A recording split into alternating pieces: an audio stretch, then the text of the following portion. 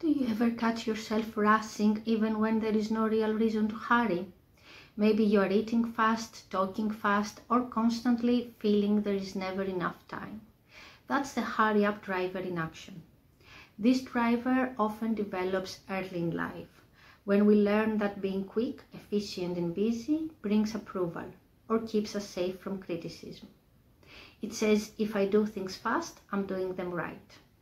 The problem with that is that it can make us anxious, impatient, and disconnected from the present moment. We rush through life rather than living it. If this sounds familiar, try slowing down intentionally. Take a breath. Notice your surroundings. Remind yourself, it's okay to take my time. When we give ourselves permission to pause, we don't lose time, but we actually find it. You don't need to hurry to be enough.